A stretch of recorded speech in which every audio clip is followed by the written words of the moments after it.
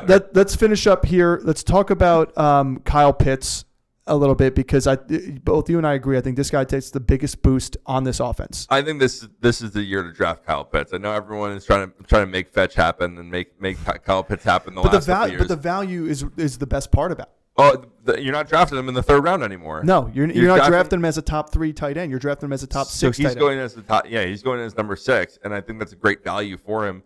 You can get him in the 5th or 6th round, and I think again that's a great value for him. If you don't want to go and draft Kincaid in the 4th, if you don't want to go and draft Laporta and Kelce and waste an early round draft pick on a tight end, Kyle Pitts is your guy. I think Kyle Pitts is a guy that is going to end up getting a lot of volume here. We saw last year him get open and just couldn't be hit. Ritter just was not even looking in that direction. Yeah. And so I think having the upgrade at quarterback, where you have a veteran that understands where his players are, where his playmakers are, and where to get the ball, and where the matchups are, that's where I think Cousins brings a lot of the veteran presence and the understanding of what other teams are trying to do to them. Plus, he's thrown to Justin Jefferson and hitting him in stride, a guy who's got speed and length and gets open too. You got a quarterback that knows how to hit a guy open in his strengths and hit them in the right spots. And if they get their rapport going, it's going to be dangerous. Like this is a year where we talked about like the touchdown production of Kyle Pitts and how it's just not there. I think this is a year where he's going to probably go for 8+ touchdowns. I agree. But here's the difficult part for me. George Kittle is going 2 rounds after him, almost. 1 round, 2 rounds after him.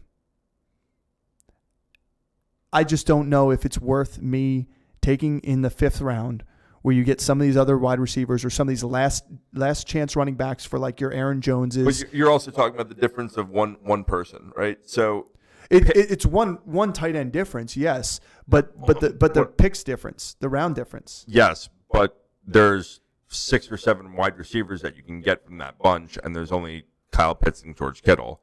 The drop off after that is Engram. Yeah, well Which still again Ingram there. Okay, too. But then the drop off from that is what? No, I'm just saying. Are you going to take Pitts in the 5th round with the picks there, when you have, to me, Kittle, who was tried true? It depends on where I am. It depends on what teams have around me. Yeah, like I would take Pitts up there. But do you take Pitts over Kittle? No, I take Kittle over Pitts. Yeah, exactly. But that's a personal preference. I don't think it should be a personal preference. It should be historical data too, as well. Like you're saying that this is going to be the first year that Pitts finishes over Kittle. It could be if the touchdowns go up, which we expect them to be. Like the only reason, like the talent is there for Pitts.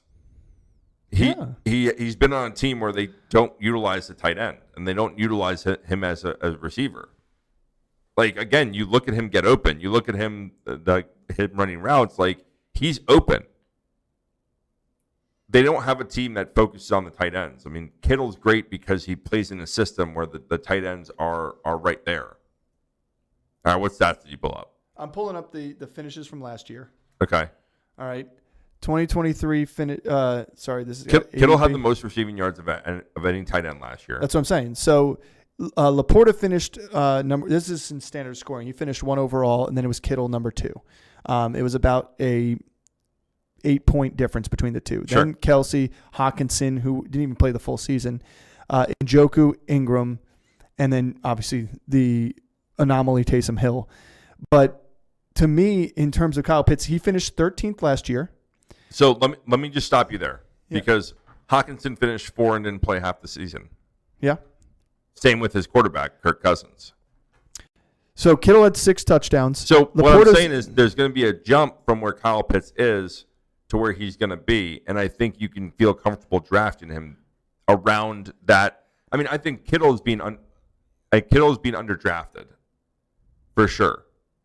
Now, here's the thing: Kittle was the only 1,000-yard receiving tight end. Yes. Hawkinson was 960, and Ingram was 963. So they were the 2 next closest. But Laporta had 10 touchdowns. Kittle had 6.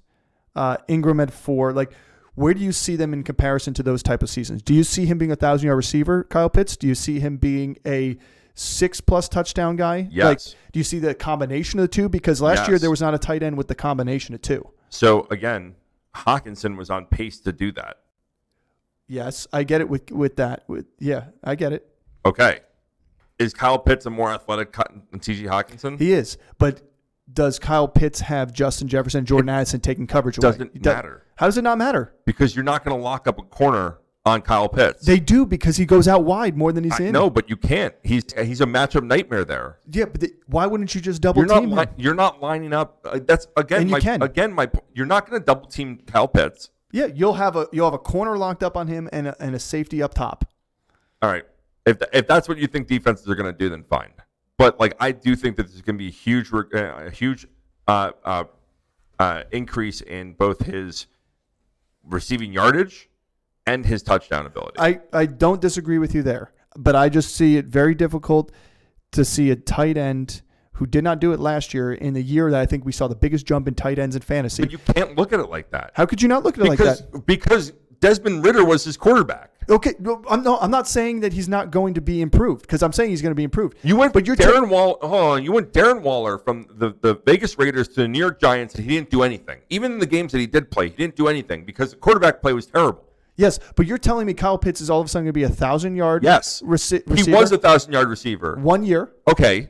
And he had 0 touchdowns. Yes. Okay. So 1,000-yard receiver, and you're saying he's going to have over 6 touchdowns on top of that. Yes. So he's going to be the main pass catcher in Atlanta. Do you think Drake London is? I think he will be. So who do you think number 2 is? It's him. So do you think Kirk Cousins is going to be a top 10? You literally just got done saying Kirk Cousins has all this potential. He's going to come in here and he's going to throw the ball around. Who's the number 2 And then guess what I just said? This is going to be a run-first offense. I know that. It's going to be a run-first offense. This is not Philadelphia. But Green Bay was a run-first offense. And you saw a huge production from multiple wide receivers there. Green Bay established the run. Okay. Not a run-heavy offense. San Francisco is a run-first offense. Yes. And they had 3,000-yard receivers. Yeah. And all of them are yak monsters. That's the thing. It's like if you look at you had the Vegas Raiders last year as a run-first offense. Had one big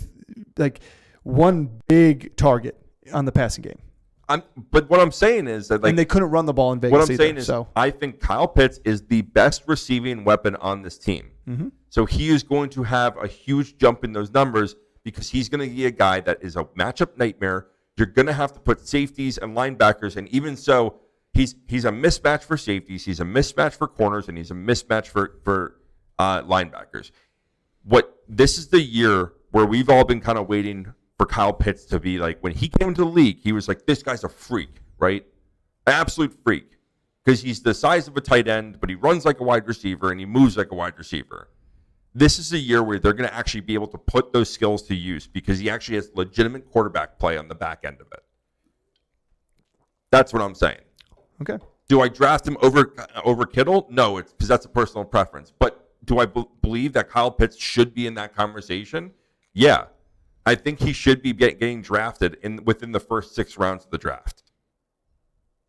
And he's a guy where, like, if you don't want to draft Trey McBride and Mark Andrews and spend the 4th round capital on Kincaid, then you go and draft Kyle Pitts in the 6th and make sure that you get him. Okay. And I'm saying he's going 5th, and I'm saying I like Kittle in the 6th. But I don't disagree. I think the improvement is going to be there. I think he has a chance to finish above people like Kincaid because he is going to be probably one of the top pass catchers there.